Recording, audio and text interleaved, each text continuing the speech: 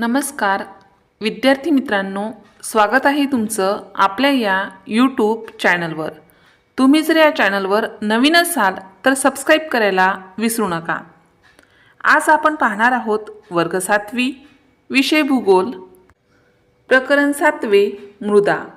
आज आपल्याला मृदा या प्रकरणाचा अभ्यास स्वाध्याय, उपक्रम, गृहपाठ याच्या माध्यमातून अगदी सविस्तर व्यवस्थित प्रत्येक प्रश्न अभ्यासून मृदा हे प्रकरण समजून घ्यायचं आहे। चला तर मग स्वाध्यायाला सुरुवात करूया। स्वाध्यायामध्ये प्रश्न पहिला, पुढील तक्ता पूर्ण करा। तक्त्यामध्ये घटक लिहून दिले आहे। या घटकांचं मृदा निर्मितीमधील भूमिका काय आहे ती लिहून आपल्याला हा तक्ता पूर्ण करायचा आहे।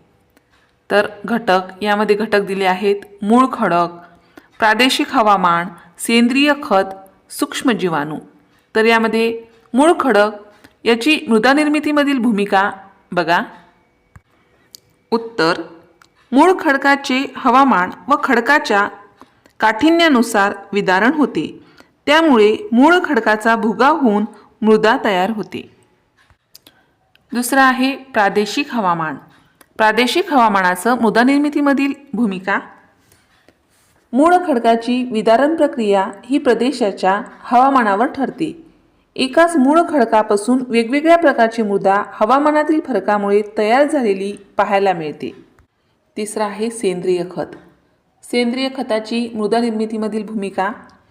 खडकाच्या भुग्यात सेंद्रिय खताचे प्रमाण अधिक असेल तर मृदा सुपीक होते। नंतर आहे सूक्ष्म जीवाणू। सूक्ष्म जीवाणूंची मृदा निर्मितीमधील भूमिका आहे। मृदेमध्ये खडकाच्या भुग्याशिवाय जैविक पदार्थ मिसळतात, त्याचे सूक्ष्म जीवाणूमार्फत विघटन होते। विघटन झालेल्या जैविक पदार्थास ह्यूमस म्हणतात।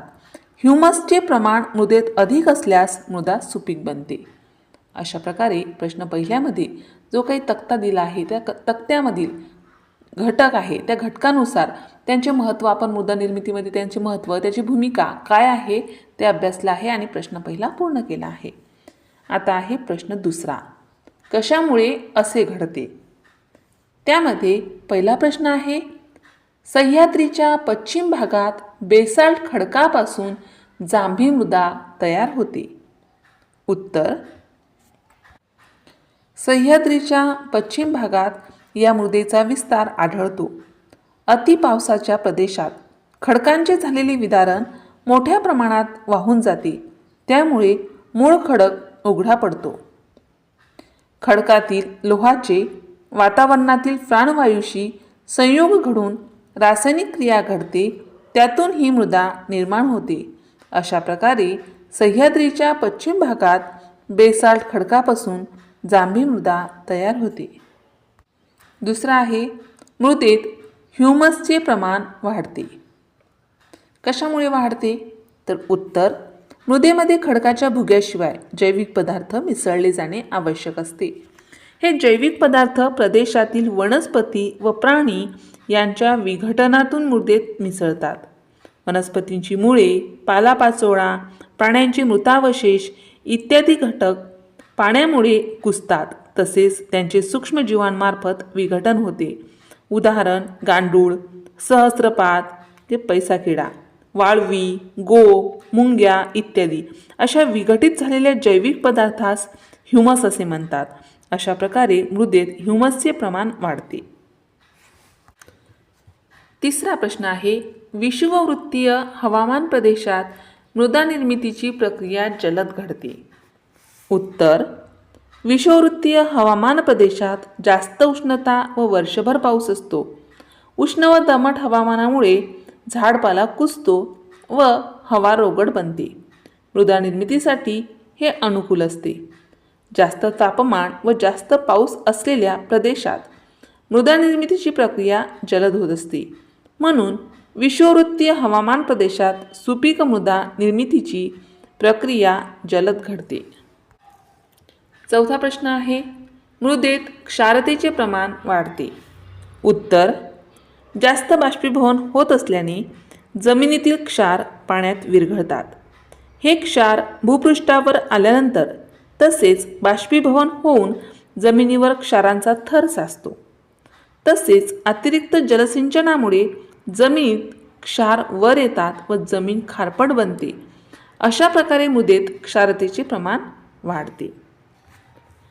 5वा प्रश्न आहे, कोकणातील लोकांच्या आहारात तांदूळ धान जास्त असतो. कशामुळे? तर उत्तर, कोकणात भरपूर पर्जन्य, उष्ण व दमट हवामान आहे. कोकणात तांदळाच्या पिकासाठी आवश्यक असणारी गाळाची मृदा असल्यामुळे हे पीक येथे भरपूर प्रमाणात होते. म्हणून कोकणातील लोकांच्या आहारात तांदूळ, त्यालाच धान असं सुद्धा म्हणतात, ते जास्त असते. 6वा प्रश्न आहे, मृदेची धूप होते. काय कारण आहे? उत्तर, मृदा जसजशी लागवडीखाली येते तसतसा तिचा कस कमी होतो. वाहते पाणी, हिम व वारा यांचे क्षरण कार्य, मृदेची योग्य मशागत न करता बेसुमार पिके घेणे, निष्काळजीपणाने जलसिंचनाच्या चुकीच्या पद्धती अवलंबणे, तेलजन्य कचरा, प्लॅस्टिक, कीटकनाशके, खतांमधील रसायनांचा अंश, चुकीच्या शेती पद्धती, किरणोत्सर्गी पदार्थाची अयोग्य विल्हेवाट इत्यादी कारणामुळे मृदेची धूप होते. वारा व पाणी यामुळे मृदेचा थर वाहून जातो. तसेच वाहते पाणी, हवामान आणि प्राकृतिक रचनेतील विविधता यामुळे मृदेची धूप होते. 7वा प्रश्न आहे, मृदेची अवनती होते. काय कारण आहे? उत्तर, शेतीमधून अधिक उत्पादन मिळवण्यासाठी रासायनिक खते, जंतुनाशके, तणनाशके इत्यादींचा वापर केला जातो. रसायने आणि खतांच्या अशा अतिरेकी वापरामुळे मृदेची अवनती होते. अशा प्रकारे आपण प्रश्न 2 पूर्ण केला आहे. प्रश्न 3, माहिती लिहा. जे काही मुद्दे दिले आहेत त्या मुद्द्यांविषयी आपल्याला व्यवस्थित उत्तर लिहायचं आहे, त्याची माहिती लिहायची आहे. तर त्यामध्ये पहिला प्रश्न आहे, मृदा संधारणाचे उपाय. उत्तर, मृदा ही अत्यंत महत्त्वाचे व मूलभूत नैसर्गिक संसाधन आहे. तिचे महत्त्व लक्षात घेता संधारण करणे महत्त्वाचे आहे. शेतातील सुपीक मृदा पावसाच्या पाण्यासोबत वाहून जाऊ नये म्हणून शेतांना बांध बंदिस्ती करणे, बांधावर योग्य प्रमाणात झुडपांची लागवड करणे, शेतात जास्त उताराच्या भागावर दगडांच्या साह्याने बांध घालणे. वृक्ष लागवड केल्याने वाऱ्याच्या वेगावर नियंत्रण आणता येते. वाऱ्यामुळे होणारी मृदेची धूप त्यामुळे थांबते. वनस्पतींची मुळे माती धरून ठेवतात, त्यामुळेही मृदेची धूप थांबते. उतार असलेल्या जमिनीवर सलग समतल चर खोदणे, असे चर वेगवेगळ्या उंचीवर खणल्यामुळे उतारावरून येणाऱ्या पाण्याचा वेग कमी होतो, त्यामुळे होणारी झीज थांबते. तसेच या चरांमुळे थांबलेले पाणी जमिनीत मुरण्यास मदत होते. रासायनिक खतांचा व कीटकनाशकांचा अतिरेक टाळणे, सेंद्रिय खतांचा म्हणजे शेणखत, गांडूळ खत, कंपोस्ट खत यांचा वापर केल्यास मृदेतील सामूचा तोल राखला जातो. त्यामुळे मृदेतील ह्युमसचे प्रमाण वाढण्यास मदत होते व मृदेतील सुपीकता टिकून राहते.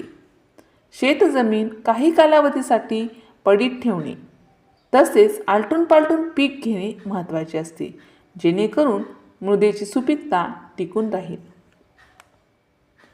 दुसरा प्रश्न आहे, सेंद्रिय पदार्थ.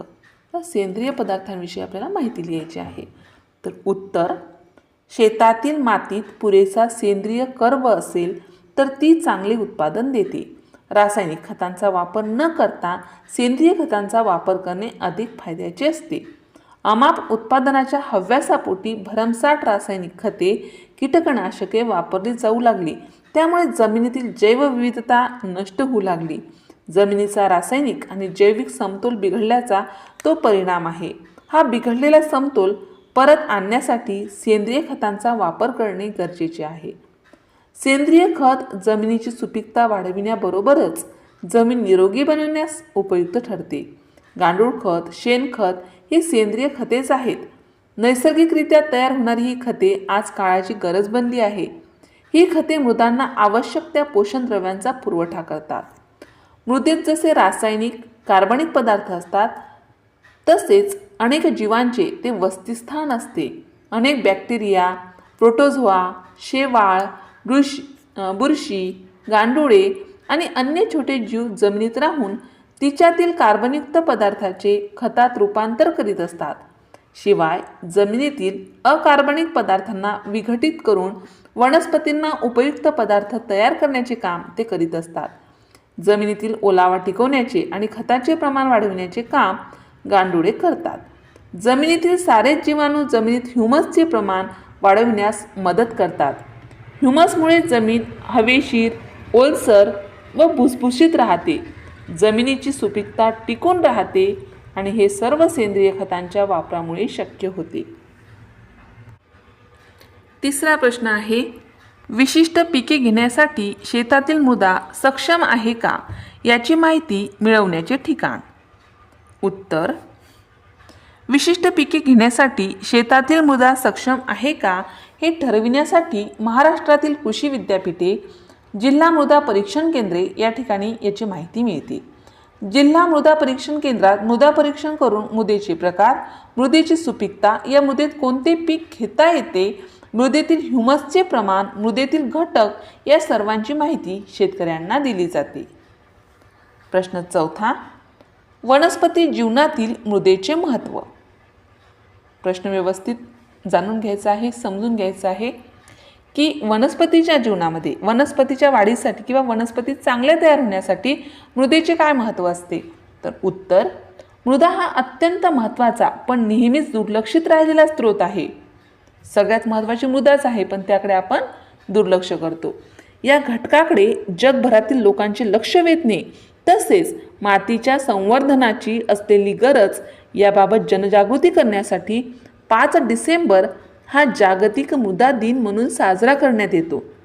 आरोग्यदायक मृदा ही आरोग्यदायक अन्न निर्मितीचा पाया आहे. विविध पिके आणि शेती यांचा पाया मृदा आहे. अन्नधान्याच्या 90% गरजा मातीद्वारे पूर्ण होतात. जंगले वाढविण्यासाठी मृदेचीच आवश्यकता असते. पृथ्वीचा 1/4 भाग विविध जीवांनी व्यापला असून ही जैवविविधता टिकवून ठेवण्यास मृदेचा मोलाचा वाटा आहे. मृदेमध्ये आणि अडविण्याची, साठविण्याची आणि शुद्ध करण्याची क्षमता आहे.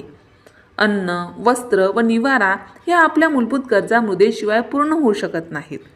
आधुनिक युगात मातीविना शेती यासारख्या संकल्पना उदयास आल्या असल्या तरी जगातील महाकाय लोकसंख्येचे पोट भरण्याचे सामर्थ्य मृदेतच आहे. जमिनीतील 10 ते 15 सेमी मृदेचा थर हा पृथ्वीवरील जीवांच्या दृष्टीने सर्वात महत्त्वाचा भाग आहे. मानवाने विज्ञान व तंत्रज्ञानातून कितीही प्रगती साधली तरी एकदा नष्ट झालेली मृदा पुन्हा निर्माण करू शकत नाही हे वास्तव आहे. कारण मृदा कारखान्यात तयार होत नाही, ती तयार करण्यासाठी हजारो वर्षाचा कालावधी लागतो.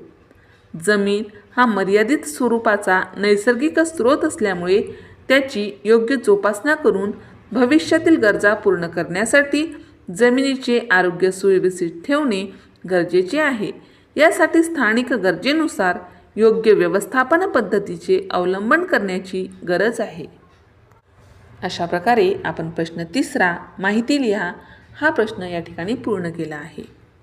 आता आहे प्रश्न 4 मृदेच्या संदर्भात तक्ता पूर्ण करा.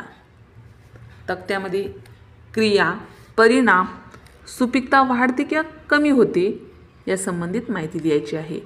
ज्या ठिकाणी क्रिया लिहून दिले आहे त्या ठिकाणी परिणाम आणि सुपीकता वाढते का कमी होते ते लिहायचं आहे. काही ठिकाणी क्रिया लिहून दिल्या नाही त्या क्रियासुद्धा आपल्याला लिहायच्या आहेत. परिणाम लिहिले नाही त्या ठिकाणी परिणाम लिहायचे आहे आणि सुपीकता त्यामुळे वाढते का कमी होते हे पूर्ण तक्त्यामध्ये आपल्याला लिहावं लागेल. तर पहिले आहे क्रिया लिहून दिली आहे. बांध बंदिस्ती करणे ही जी क्रिया आहे त्या क्रियेचा काय परिणाम होतो तर उत्तर, यामुळे भूजल पातळी वाहून मृदेची धूप होणे कमी होते आणि त्यामुळे सुपीकता वाढते. दुसरी क्रिया लिहून दिली नाही ती क्रिया आपण लिहिणार आहोत. ती या ठिकाणी परिणाम लिहून दिला आहे. परिणाम आहे वाऱ्याचा वेग कमी झाला. ती क्रिया आहे वृक्ष लागवड करणे. त्यासाठी आपल्याला वृक्ष लागवड ही क्रिया करावी लागेल आणि त्यामुळे सुपीकता वाढते. तिसरा आहे क्रिया आहे काही काळ जमीन पडीक ठेवणे. याचा परिणाम होतो मृदेची सुपीकता टिकून राहण्यास मदत होते आणि त्यामुळे सुद्धा सुपीकता वाढते. त्यानंतर आहे ह्युमसचे प्रमाण वाढले. ते आहे सेंद्रिय खतांचा वापर. त्यासाठी सेंद्रिय खतांचा वापर आपल्याला करावा लागेल आणि त्यामुळे सुद्धा आपली जमिनीची सुपीकता वाढते. त्यानंतर आहे उताराच्या दिशेने आडवे चर खोदणे. याचा परिणाम आणि सुपीकता वाढते का कमी होते ते आपल्याला लिहायचं आहे. तर उताराच्या दिशेने आडवे चर खोदले तर उतारावरून येणाऱ्या पाण्याचा वेग कमी होतो, त्यामुळे मृदेची झीज थांबते व पाणी जमिनीत मुरण्यास मदत होते आणि त्यामुळे सुपीकता वाढते. त्यानंतर आहे शेतात पालापाचोळा जाळणे. याचा परिणाम आहे मृदेतील राखेचे प्रमाण वाढते आणि यामुळे सुपीकता कमी होते. जो शेतात पालापाचोळा आहे तो जाळायचा नाही, तर तो तसाच कुजू द्यायचा. त्यामुळे त्याचं खत तयार होते आणि मृदेचा थरसुद्धा वाढतो आणि मृदेची सुपीकता वाढते. त्याची राख आपल्याला तयार करायची नाही.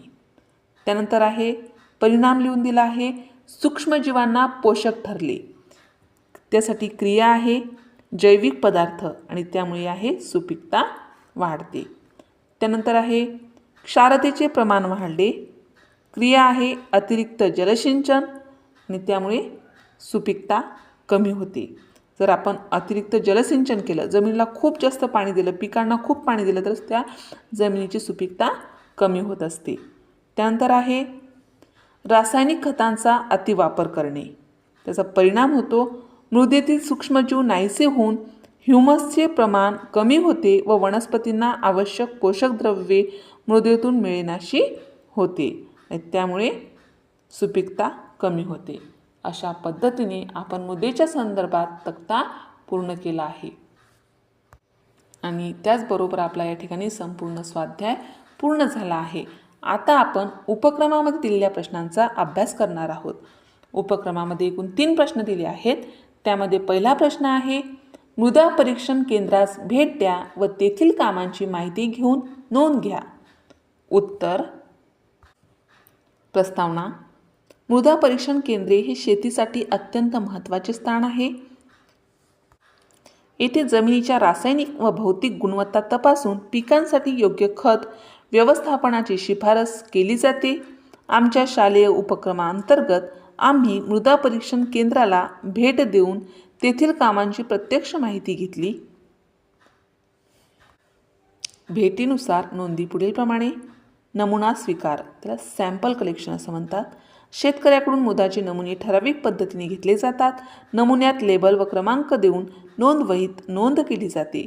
प्राथमिक क्रिया नमुना हवेत वाळवणे, ढेकळे फोडून चलनी गाळणीद्वारे आवश्यक बारीक स्वरूपात तयार करणे. रासायनिक विश्लेषण केमिकल ॲनालिसिस, मातीतील विविध घटकांचे प्रमाण तपासले जाते. त्याला pH म्हणजेच आम्लता किंवा क्षारता. EC म्हणजे विद्युत चालकता. सेंद्रिय कर्ब म्हणजेच ऑर्गॅनिक कार्बन.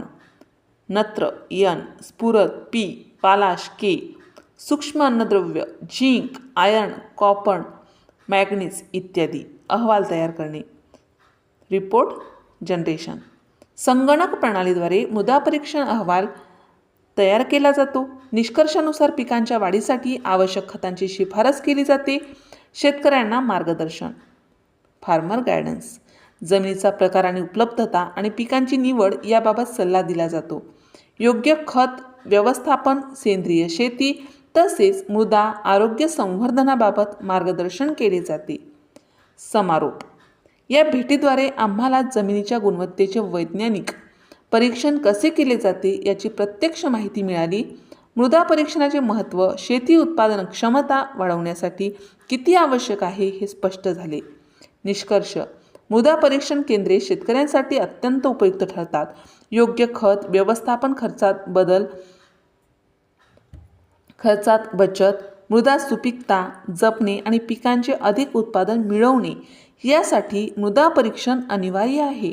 अशा भेटीमुळे विद्यार्थ्यांमध्ये वैज्ञानिक दृष्टिकोन विकसित होतो आणि शेतीविषयक ज्ञानात भर पडते. दुसरा प्रश्न आहे उपक्रमामध्ये दिलेला घरच्या घरी किंवा सोसायटीत कंपोस्ट खत तयार करा. हा कृतीजन्य प्रश्न आहे, परंतु कसं करायचं याची माहिती तर आपल्याला लागणारच आहे आणि उपक्रम म्हटल्यानंतर ती माहिती लिहावी सुद्धा लागणार आहे. म्हणून ती माहिती या ठिकाणी मी तुम्हाला लिहून देतो.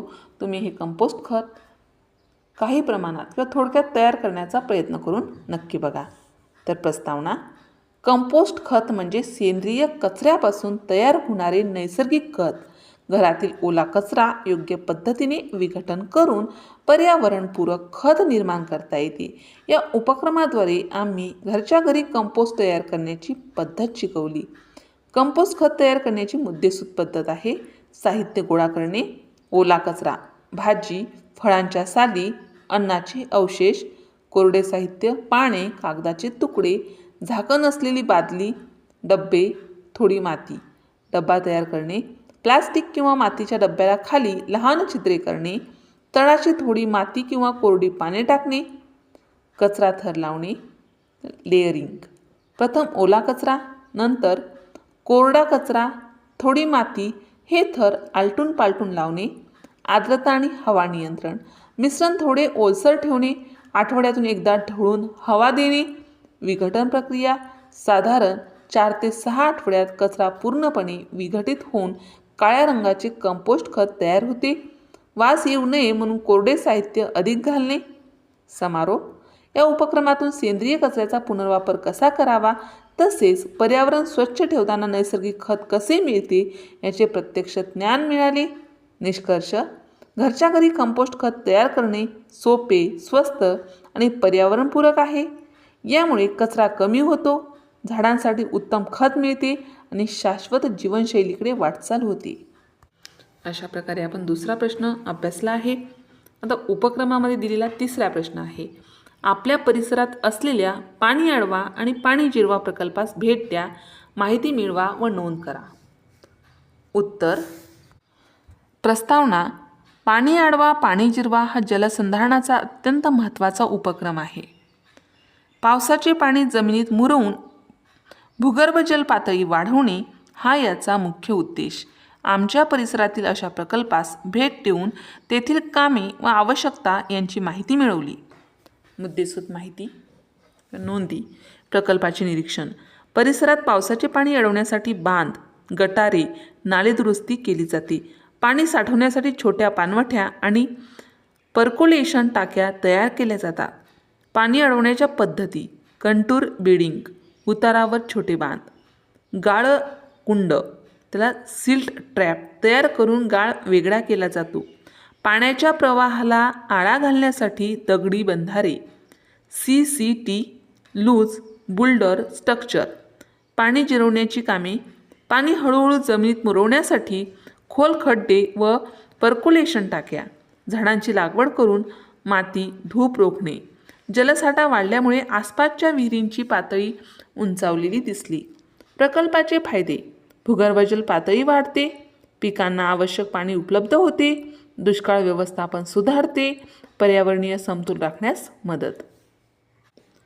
समारोप: या भेटीद्वारे पाण्याचे संवर्धन प्रत्यक्ष कसे केले जाते आणि लहान उपायांनीही मोठे जलसाठे कसे निर्माण होतात याची स्पष्ट समज मिळाली. निष्कर्ष: पाणी अडवा पाणी जिरवा हा उपक्रम शाश्वत जलसंपदा व्यवस्थापनासाठी अत्यंत उपयुक्त आहे. अशा प्रकल्पामुळे पाणी टंचाई कमी होते आणि शेती तसेच गावाची जलव्यवस्था सुधारते. विद्यार्थ्यांमध्ये जलसंवर्धनाची जाणीव आणि जबाबदारी निर्माण करण्यासाठी अशी भेट अत्यंत महत्त्वाची ठरते. अशा प्रकारे हा प्रश्न अभ्यासून आपण उपक्रमामध्ये दिलेल्या तिन्ही प्रश्नांचा अगदी सविस्तर, व्यवस्थित, काळजीपूर्वक आणि मुद्देसूद अभ्यास केला आहे. अशा प्रकारे वर्ग 7वी, विषय भूगोल, प्रकरण 7वे मृदा या प्रकरणाचा संपूर्ण स्वाध्याय, उपक्रम, गृहपाठ आपण अभ्यासला आहे. अशाच प्रकारचे विविध वर्गाचे विविध विषयाचे स्वाध्यायासंबंधित, उपक्रमासंबंधित व्हिडिओ पाहण्यासाठी आपल्या या चॅनलला सबस्क्राईब करा. आम्ही बनवलेले सर्वच व्हिडिओ लवकर तुमच्यापर्यंत पोहोचण्यासाठी बाजूला दिलेल्या बेल आयकॉन बटनवर क्लिक करा तुम्हाला जर हा व्हिडिओ आवडला असेल तर नक्की लाईक करा. काही समस्या असेल, काही अडचण असेल तर कमेंट करा. शक्य असेल तर मित्रमैत्रिणीमध्ये शेअर करा. आणि सर्वात महत्त्वाचं म्हणजेच तुम्ही हा व्हिडिओ शेवटपर्यंत पाहिल्याबद्दल धन्यवाद.